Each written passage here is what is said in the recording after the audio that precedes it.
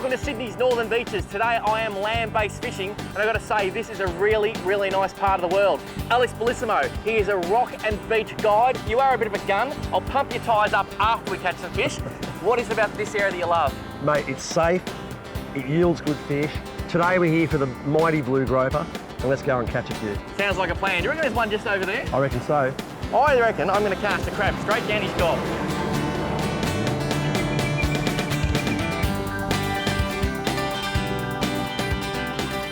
Mate, the tide's running up. Those blue and brown groper are going to be coming up in the shallows, looking for a red crab, and the crab they're going to find is ours. I'd like a blue one, please. I'd like a big brown.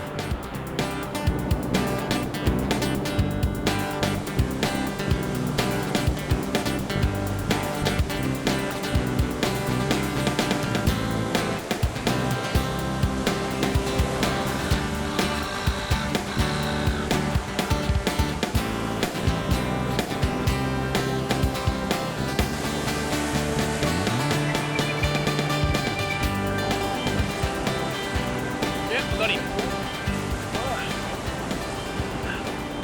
Hey, look at him swimming in the gutter there. That was a great tip too, mate, to oh, it's a good fish. It's a good fish. Yeah. Just to back that drag off when he swum off the rock. Yes. I'll just keep moving up this way. Hey! Hey! That's a nice fish, mate. How beautiful is this thing? And we were just discussing a move. We've got a surfing groper. He hit it, he went into the snag. I just give him some loose line, he swum out, and that is a beautiful fish. It's a female. What we're gonna do, because conditions are not perfect, is we're gonna get you guys to come a bit closer and check out this beautiful fish. Good work, mate.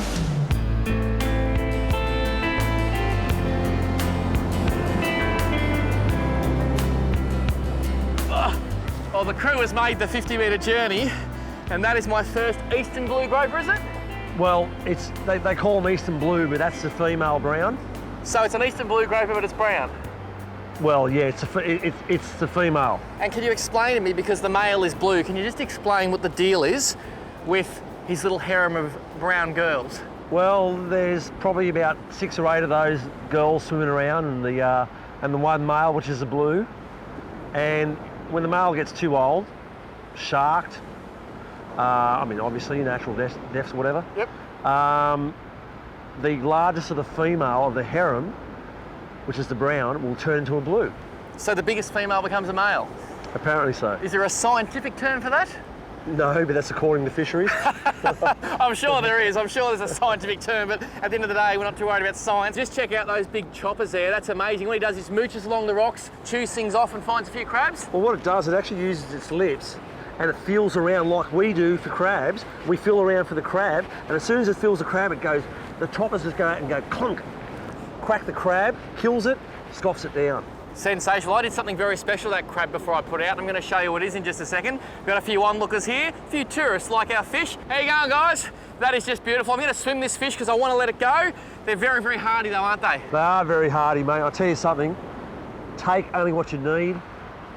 Take a small fish, release the bigger ones. Mate, the bigger ones are tough anyway. The smaller fish are sweet, beautiful white flesh, and mate, sustainable if you keep releasing them, because they are extremely tough.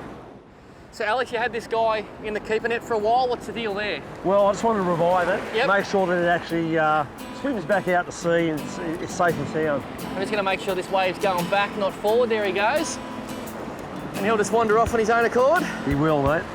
They're beautiful fish, eh? They are beautiful fish. Really important to rig your crab correctly. So all you do is take that back leg off and get your 5-0 Eagle Claw Suicide and feed it through that hole that's created and just work that hook around without trying to puncture the shell of the crab. So you've got to just work it through. The whole hook now is buried inside the crab. Make a half hitch and that goes over the next leg that's still attached. Slide it all the way down to the knuckle because there's some really sharp bits on the top of that leg there, and I'll cut your line. Once you've slid that down, ball sinker all the way.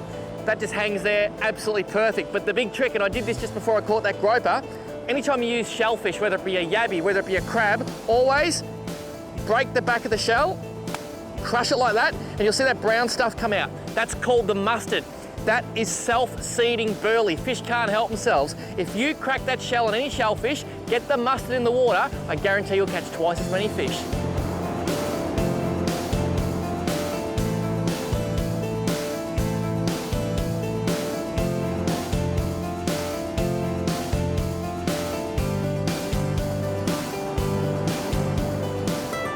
Paul's is going to finish his last drift.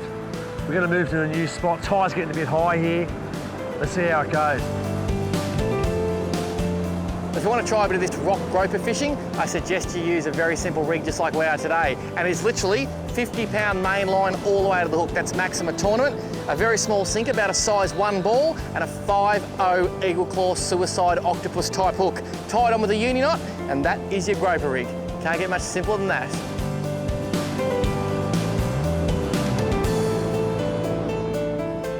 It's really important before you just go out and stand on a rock like that, you assess the situation first. So before Alex went out and fished, we had a good look for 5 minutes and noted there was not a lot of water coming over the rock. Take a look first, it could well save your life.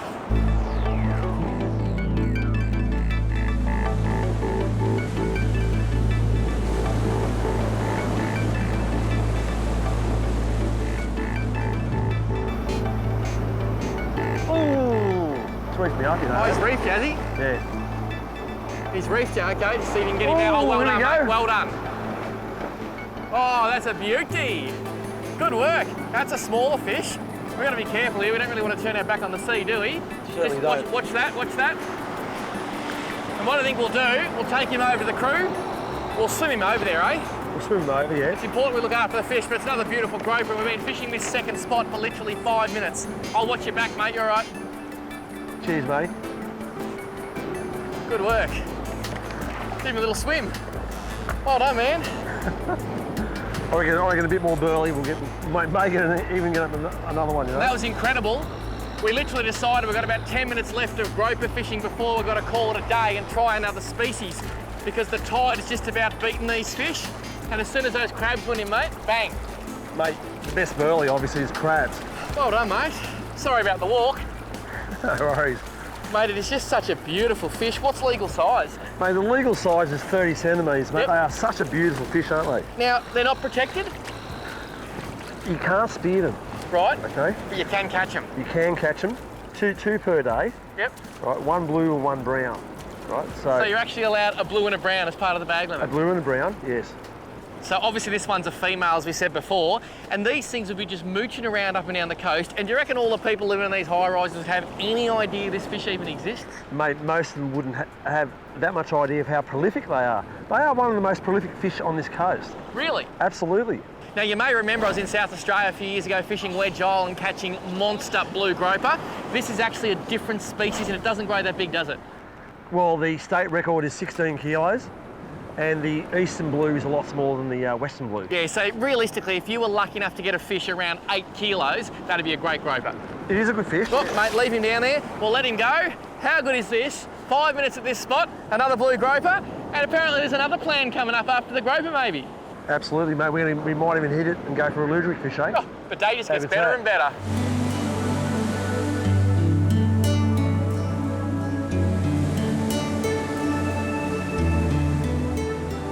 You might notice we've got the lighter rods out now. We've caught a couple of groper. It's been sensational, but this is the time of the tide that we're a chance of catching a luderick. So we're going to give it half an hour before we head back to the sands for a great big ribeye. And if you think I get excited about groper, you want to see how excited I get about a ribeye. Just watching this float as best I can and waiting for go under. And there's something about float fishing that is just too cool. It's mesmerising, isn't it? It is, mate. It's awesome. I love it. Great for kids too.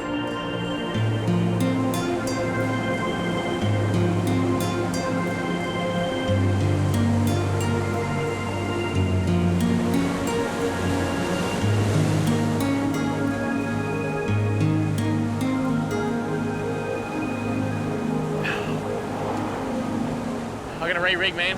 No worries.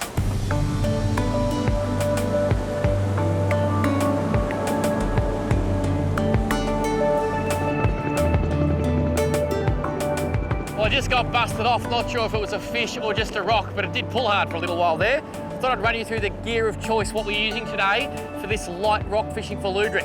This rod, magnificent Ian Miller design T-Curve Revolution 10'6" spin. Perfect for all scenarios, whiting, Ludwig, brim, anytime you're fishing the beach or the stones. The reel, Shimano XH 4000 FD, one of my favourites. A little bit of 10-pound fins braid, and the key to this rig, I'm using a shock leader, 4 metres of 10-pound instinct fluorocarbon, so I can run my float without any dramas at all. I'll get back to the fishing, so I reckon he's a chance of getting one soon.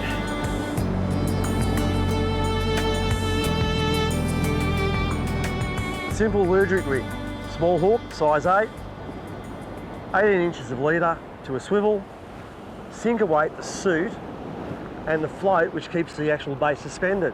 When the float goes under, you strike and you're onto your blackfish. Simple as that.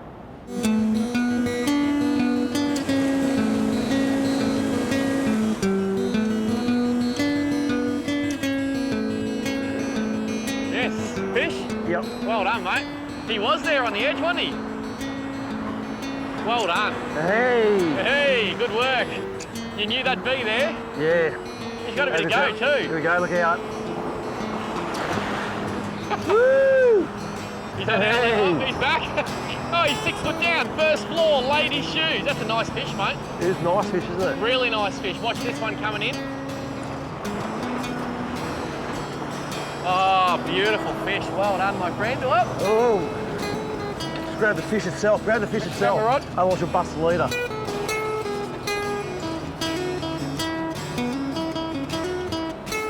Well done, mate. How good is that? Ludwig in very trying conditions.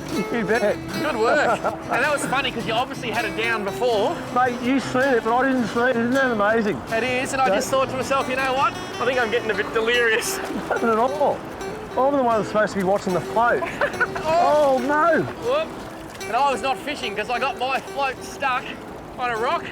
Challenging conditions. Challenging? Yeah. I think trying is the obvious word. Mate, you've seen the float go down cast before, and I wound up, I was baited. I didn't even see it. This time, it was very distinct down, wasn't it? The float went right under, bang, I was into it. Very distinct, and also very distinctive fish. This is a Ludwig. It's got 11 stripes from memory. I'll just count 1, 2, 3, 4, 5, 6, 7, 8, 9, 10, 11. Very closely related to a zebrafish, but apparently no relative of the drummer. As far as I know, it's not. But the zebrafish, it is related to that, eh? Now, There you you go. say this thing, and there's a bit of the weed you caught it on. This thing is actually a herbivore, or is it a herbivore that eats a bit of meat sometimes? It's a herbivore. Eats a little bit of meat in the night.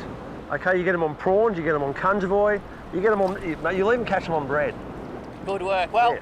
Alex Bellissimo, he is the man, because seriously, that fish in those conditions, it is amazing. And I desperately wanted to catch an eastern groper. They said, come and see this man. I did, and now I have a smile that is literally ear to ear. Well done, my friend. No worries, mate. That is gold.